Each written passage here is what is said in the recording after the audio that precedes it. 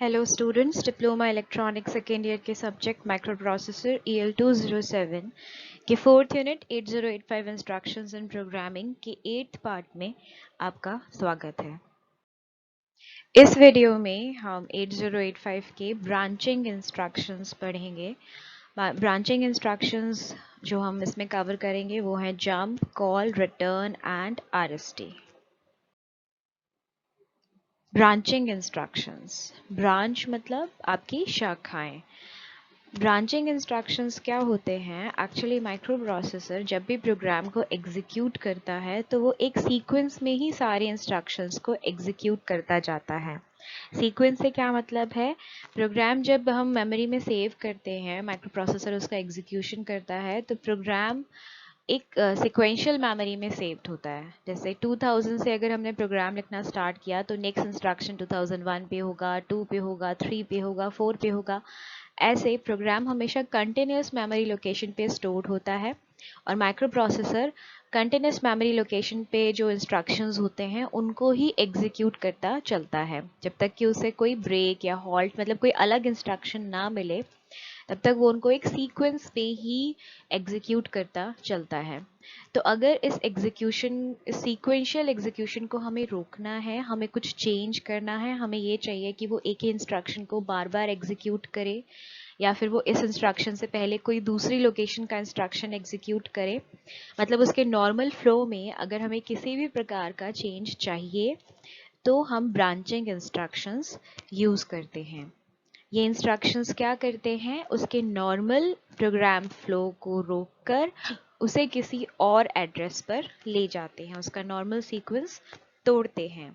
तो ये normal sequence तोड़ने के दो तरीके हो सकते हैं, या तो कंडीशन या फिर अनकंडीशनल। कंडीशनल जिसमें वो किसी एक कंडीशन को चेक करता है कि अगर ऐसा हुआ तो ही ये सीक्वेंस चेंज होगा, अदरवाइज ये इसी सीक्वेंस में एग्जीक्यूट करता रहेगा। और दूसरा होता है अनकंडीशनल, जिसमें वो कोई कंडीशन चेक नहीं करता, कोई ट्रू और फॉल्स चेक नहीं करता, वो हर हाल में उसका सीक्वेंस चेंज करता ही करता है। अब कंडीशंस की जब हम बात कर रहे हैं कि वो कंडीशंस चेक करता है, तो वो कंडीशन किन की चेक करता है? 4 फ्लैग्स की। माइक्रो प्रोसेसर में हमने पढ़ा है 5 स्टेटस फ्लैग्स होते हैं: sign, zero, carry, auxiliary carry and parity. Auxiliary carry का यहाँ पे ब्रांचिंग इंस्ट्रक्शंस में कोई रोल नहीं है। उसके अलावा जो 4 फ्लैग्स हैं, साइन, जीरो, पैरिटी और कैरी, उन चारों फ्लैग्स के स्टेटस को ये चेक करता है कि सीक्वेंस चेंज करना है या नहीं। तो इन चारों फ्लैग्स पे बेस्ड कंडीशनल ब्रांचिंग इंस्ट्रक्शंस हो सकते हैं। तो हम फर्स्ट ब्रांचिंग इंस्ट्रक्शन देखते हैं, जंप। जंप का निमोनिक होता है JMP। जंप क्या करता है? जंप इंस्ट्रक्शन में ऑपरेंड होता है 16 बिट का मेमोरी एड्रेस जहां पे हमें जंप कराना है। नाम से भी ये काफी क्लियर है, जंप। जंप मतलब जो भी इसका नॉर्मल सीक्वेंस चल रहा था, एक एड्रेस के बाद जो एड्रेस एग्जीक्यूट करने वाला था उस एड्रेस पे नहीं जाके जो भी 16 बिट का एड्रेस प्रोग्रामिंग में इंस्ट्रक्शन जंप के आगे लिखा हुआ होगा, ये उस नए एड्रेस पर चला जाएगा। तो ये 16 बिट का एड्रेस ये बताता है कि इसको किस एड्रेस पे अब जाना है। तो जंप क्या करता है? जंप प्रोग्राम के सीक्वेंस को ट्रांसफर कर देता है उस नए 16 बिट एड्रेस पे जो इंस्ट्रक्शन में दिया गया है। फॉर्मेट होता है इसका जंप 16 बिट एड्रेस। JMP के आगे वो नया एड्रेस लिखा होता है जहां पे प्रोग्राम को अब ट्रांसफर किया जाना है। ये अनकंडीशनल इंस्ट्रक्शन है, ये किसी भी प्रकार के फ्लैग को चेक नहीं करता, ये हर हाल में जंप करता ही करता है। 3 बाइट का इंस्ट्रक्शन है। 3 बाइट क्यों? क्योंकि 1 बाइट आएगा आपका JMP का ऑप कोड, और जो 16 बिट का एड्रेस है तो पहले लोअर बाइट स्टोर करते हैं जैसे कि 00, और फिर हायर बाइट स्टोर करता है जैसे कि 25। तो 1, 2 एंड 3, 3 बाइट का इंस्ट्रक्शन है। मेमोरी में सेव करने के लिए इसे 3 बाइट की स्पेस चाहिए होती है। नेक्स्ट है JX, जंप कंडीशनली। JX क्या करता है? JX प्रोग्राम के सीक्वेंस को इंस्ट्रक्शन में स्पेसिफाइड 16 बिट के एड्रेस पर ट्रांसफर करता है, लेकिन ट्रांसफर करने से पहले वो फ्लैग्स का स्टेटस चेक करता है। किस फ्लैग का करेगा? वो इंस्ट्रक्शन में X से स्पेसिफाई किया हुआ होता है। J के बाद जो X है, ये X है आपका फ्लैग, कि फ्लैग का किस फ्लैग का स्टेटस चेक करना है। फॉर्मेट होता है इसका JX 16 बिट एड्रेस। प्रोग्राम के सीक्वेंस को इस नए एड्रेस पे तब ट्रांसफर किया जाता है जब ये वाली कंडीशन ट्रू होती है। ये एक कंडीशनल इंस्ट्रक्शन है क्योंकि एग्जीक्यूट होने से पहले ये कंडीशन को चेक करेगा। अगर कंडीशन ट्रू है तो ही एग्जीक्यूशन होगा, अदरवाइज माइक्रो प्रोसेसर अपने नॉर्मल सीक्वेंस में एग्जीक्यूशन करता रहेगा। ये एक 3 बाइट का इंस्ट्रक्शन है, 1 बाइट ऑपकोड JX का और 2 बाइट 16 बिट मेमोरी एड्रेस के। कंडीशनल जंप्स, अब हमने देखा कि वो X होता है हमारा कंडीशनल जंप, X होता है फ्लैग की कंडीशन जो उसे चेक करनी है। तो वो किस तरह से स्पेसिफाई करते हैं हम, वो इस टेबल में दर्शाया गया है। जैसे कि JP is jump if positive, JM is jump if minus. ये दोनों इंस्ट्रक्शंस साइन फ्लैग के स्टेटस को चेक करते हैं। JP जंप इफ पॉजिटिव तब जंप करेगा जब साइन बिट आपका, साइन फ्लैग 0 है, यानी कि नंबर आपका पॉजिटिव है। तो जो भी लास्ट इंस्ट्रक्शन हुआ होता है जिससे फ्लैग्स चेंज हुए होते हैं, अपडेट हुए होते हैं, तो जो भी लास्ट फ्लैग का स्टेटस होता है वो उस फ्लैग के स्टेटस को चेक करके जंप करता है कि अगर फ्लैग पॉजिटिव है, जो भी लास्ट नंबर था वो पॉजिटिव है, तो ये सीक्वेंस को चेंज करेगा, अदरवाइज नहीं करेगा। ये है जंप इफ माइनस। अगर साइन फ्लैग की वैल्यू 1 है तो ये एग्जीक्यूशन का सीक्वेंस चेंज करेगा, अदरवाइज नहीं करेगा। नेक्स्ट, जीरो फ्लैग पे बेस्ड 2 इंस्ट्रक्शन है, JZ and JNZ। Jump if 0, jump if no 0। Jump if 0 यानी 0 फ्लैग अगर सेट है तो जंप करना है, अदरवाइज नहीं। जंप इफ नो 0 मतलब 0 फ्लैग अगर रीसेट है तो जंप करना है, अदरवाइज नहीं। इसी तरह पैरिटी बिट पे बेस्ड 2 इंस्ट्रक्शंस हैं, JPE and JPO। Jump if parity even, jump if parity odd. तो अगर पैरिटी बिट सेट है तो JPE एग्जीक्यूशन चेंज करेगा, अदरवाइज नहीं। अगर पैरिटी बिट 0 है यानी ऑड तो JPO जंप करेगा, अदरवाइज नहीं। कैरी बेस्ड पे भी 2 इंस्ट्रक्शंस हैं, JC and JNC। Jump if carry and jump if no carry. Jump if carry यानी कैरी फ्लैग अगर सेट है, कैरी आई है तो जंप करेगा, अदरवाइज नहीं। कैरी बिट 0 है, कैरी रीसेट है तो जंप करेगा, अदरवाइज नहीं। तो ये सभी इंस्ट्रक्शन, इनके आगे जो भी फ्लैग की कंडीशंस हैं उन कंडीशंस को चेक करते हैं और वो कंडीशंस ट्रू होने पर ही जंप करते हैं, अदरवाइज माइक्रो प्रोसेसर अपने नॉर्मल सीक्वेंस में एग्जीक्यूशन करता रहता है। नेक्स्ट इंस्ट्रक्शन है कॉल। कॉल एग्जैक्टली जंप की तरह ही काम करता है। जिस तरह से जंप के आगे हम 16 बिट का एड्रेस देते हैं, वैसे ही कॉल का ऑपरेंड भी 16 बिट का एड्रेस होता है और प्रोग्राम सीक्वेंस इस नए 16 बिट एड्रेस पे ट्रांसफर कर दिया जाता है। कॉल में ट्रांसफर करने से पहले जो भी प्रोग्राम काउंटर की करंट वैल्यू होती है वो स्टैक पे ट्रांसफर कर दी जाती है, क्योंकि जंप और कॉल में एक बेसिक डिफरेंस है कि जो आपका जंप है वो सेम प्रोग्राम में ही सीक्वेंस को ट्रांसफर करता है। मतलब एक ही प्रोग्राम में हम सीक्वेंस को ट्रांसफर करते हैं। जैसे अगर वापस पीछे लौटना है या फिर 2-3 इंस्ट्रक्शंस छोड़ के थोड़ा आगे जाना है, मतलब सीक्वेंस चेंज होता भी है तो एक ही प्रोग्राम के अंदर होता है। ठीक है, जैसे लूपिंग हम करते हैं तो कुछ 3-4 इंस्ट्रक्शंस को हमें बार बार रिपीट करना होता है, तो उसे वह बार बार पीछे लौटना है। तो वो एग्जीक्यूशन सीक्वेंस जो चेंज कराने का प्रोसेस है वो किया जाता है जंप से। लेकिन कॉल में क्या होता है, कॉल में माइक्रो प्रोसेसर का एग्जीक्यूशन सीक्वेंस एक प्रोग्राम से निकलकर दूसरे प्रोग्राम में चला जाता है।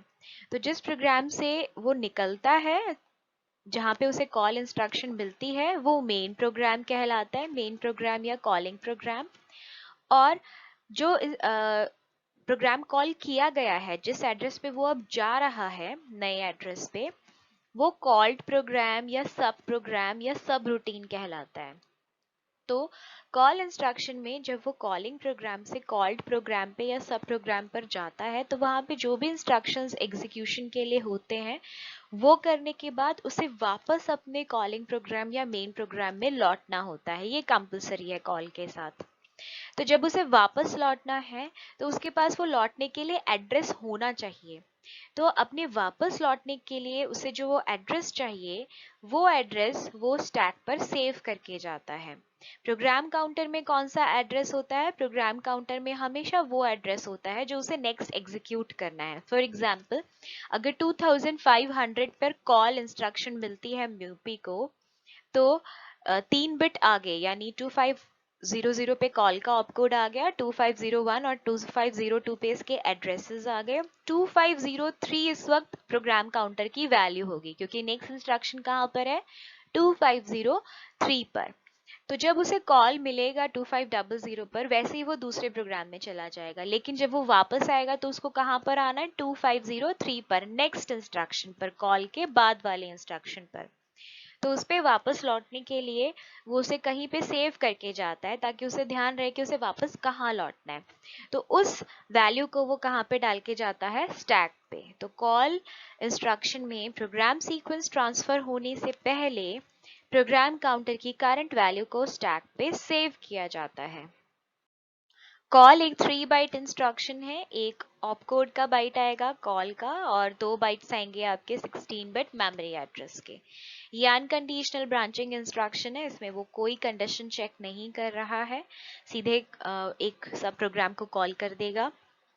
मेन डिफरेंस जंप और कॉल के बीच में यही है कि जंप प्रोग्राम के अंदर सीक्वेंस को चेंज करता है, जबकि कॉल प्रोग्राम एग्जीक्यूशन को मेन प्रोग्राम से बाहर किसी और सब प्रोग्राम के पे ले जाता है। सी एक्स कॉल कंडीशनली, एक्स वही है यहाँ पे फ्लैग्स जैसे कि हमने जंप में पढ़ा था। तो सी एक्स क्या करता है? प्रोग्राम सीक्वेंस को इंस्ट्रक्शन में दर्शाए गए 16 बिट एड्रेस पे ट्रांसफर कर देता है फ्लैग्स का स्टेटस चेक करने के बाद। अगर कंडीशन ट्रू निकलती है तो ही नया प्रोग्राम कॉल होता है, अदरवाइज नहीं। फॉर्मेट है CX 16 बिट एड्रेस। जो भी ये नया 16 बिट का एड्रेस है, X की कंडीशन ट्रू होने के बाद ही इस एड्रेस पे प्रोग्राम का सीक्वेंस ट्रांसफर किया जाता है। ये कंडीशनल इंस्ट्रक्शन है क्योंकि ये फ्लैग्स का स्टेटस चेक करने के बाद ही एग्जीक्यूट होगा, अदरवाइज नहीं। ये एक 3 बाइट का इंस्ट्रक्शन है, इसमें 3 बाइट्स लगते हैं, 1 बाइट CX का और 2 बाइट मेमोरी एड्रेस के। जिस तरह से हमने जंप में देखा था उसी तरह से कंडीशनल कॉल भी फ्लैग्स, इन फ्लैग्स की कंडीशंस पे डिपेंडेंट है। कॉल इफ पॉजिटिव यानी साइन फ्लैग 0 है तो नया प्रोग्राम कॉल होगा, अदरवाइज नहीं। Call if minus, sign flag की वैल्यू 1 है तो ही कॉल होगा, अदरवाइज नहीं। कॉल इफ 0, 0 फ्लैग अगर सेट है तो कॉल होगा, वरना नहीं। CNZ is call if no 0, 0 flag की वैल्यू 0 होनी चाहिए तभी ये कॉल करेगा। Call if parity even, parity bit 1 है तो ही कॉल होगा, अदरवाइज नहीं। CPO call if parity odd, parity bit अगर 0 है तो ही कॉल होगा, अदरवाइज नहीं। CC call if carry, carry flag set होने पर ही कॉल होता है। CNC call if no carry, carry flag reset होने पर ही कॉल होता है। नेक्स्ट है रिटर्न। रिटर्न के लिए हम निमोनिक यूज करते हैं RET। RET जैसा कि मैंने आपको लास्ट कॉल वाले स्लाइड में बताया था, कॉल में क्या होता है? मेन प्रोग्राम से निकल के वो सब प्रोग्राम या फिर कॉल्ड प्रोग्राम या सब रूटीन, इनमें से हम कुछ भी कहते हैं उसे, उस पे जाता है। तो वहां से उसे जब वापस लौटना होता है तो हर सब प्रोग्राम के एंड में जहाँ पे वो खत्म होना होता है, जैसे हमारा जो मेन प्रोग्राम होता है, मेन प्रोग्राम खत्म होता है तो लास्ट में क्या लिखा होता है? हॉल्ट, जहाँ पे माइक्रो प्रोसेसर एग्जीक्यूशन बंद कर देता है। इसी तरह से सब प्रोग्राम के एंड में हमेशा आपको ये इंस्ट्रक्शन लिखना होता है RET, रिटर्न। रिटर्न इंस्ट्रक्शन से म्यूपी को पता चल जाता है कि ये सब प्रोग्राम यहाँ पर खत्म हो चुका है और अब मुझे अपने मेन प्रोग्राम में लौटना है।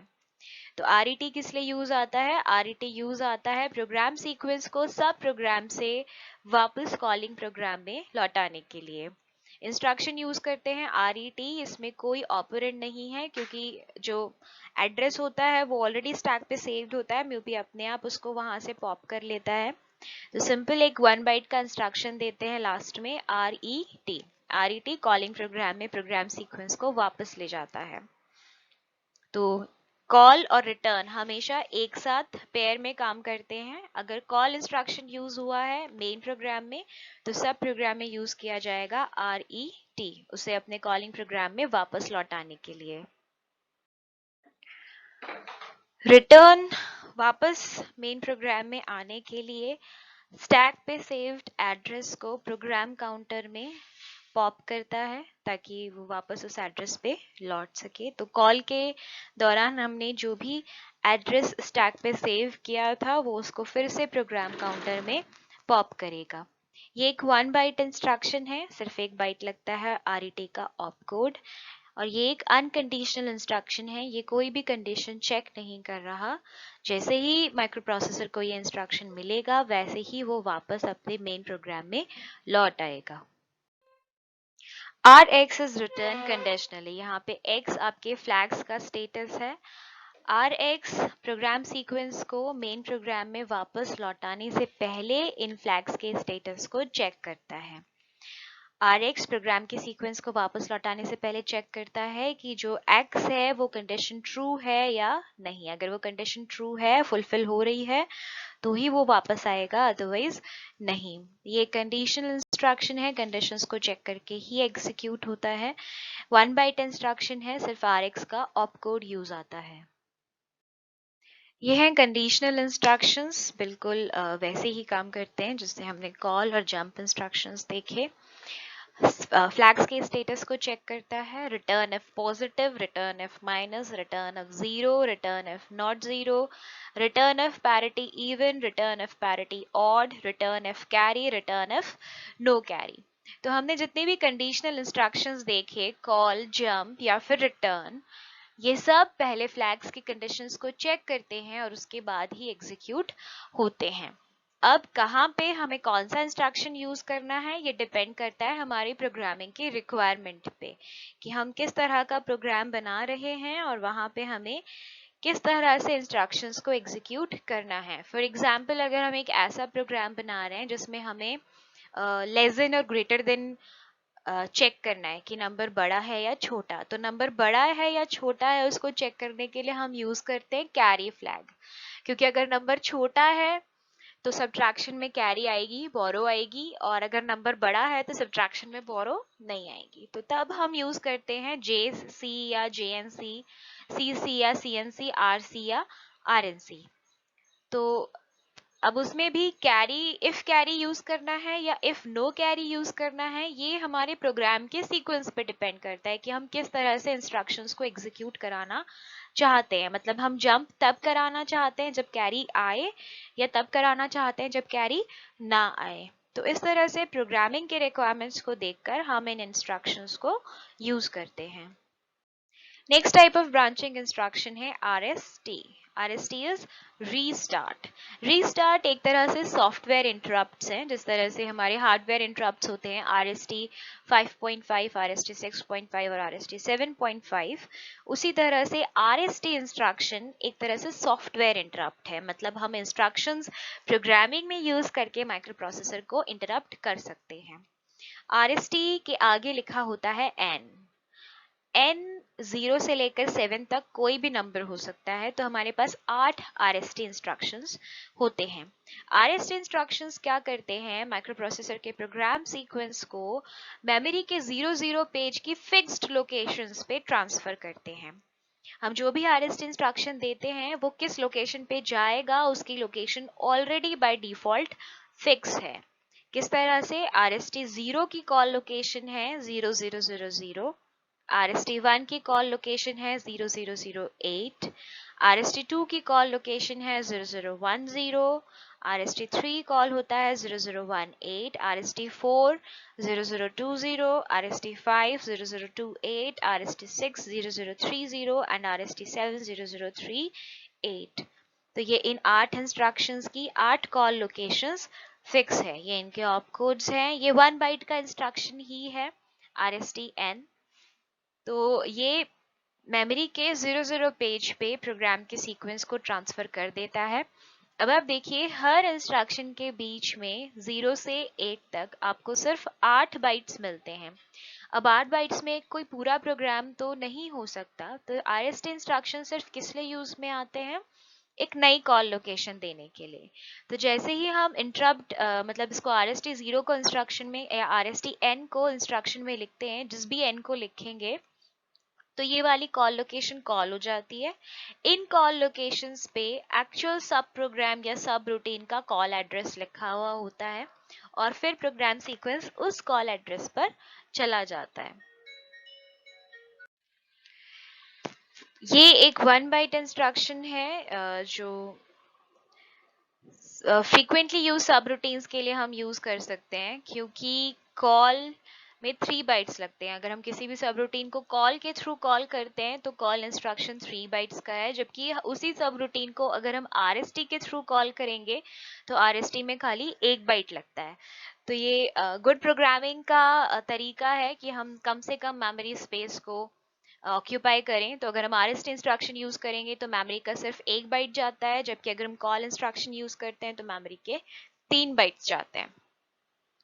जिस तरह से कॉल में वो अपने रिटर्न एड्रेस को स्टैक पे सेव करके जाता है, उसी तरह से RST इंस्ट्रक्शन में की लोकेशन पे ट्रांसफर होने से पहले माइक्रो प्रोसेसर अपने प्रोग्राम काउंटर की वैल्यू को स्टैक पे सेव करके जाता है। फॉर एग्जाम्पल RST5 क्या करेगा, प्रोग्राम सीक्वेंस को मेमोरी एड्रेस 0028 पर ट्रांसफर कर देगा और फिर जो भी इस लोकेशन पे एड्रेस होगा, प्रोग्राम सीक्वेंस वहां ट्रांसफर होके उस सब रूटीन को एग्जीक्यूट करेगा। Thank you, students.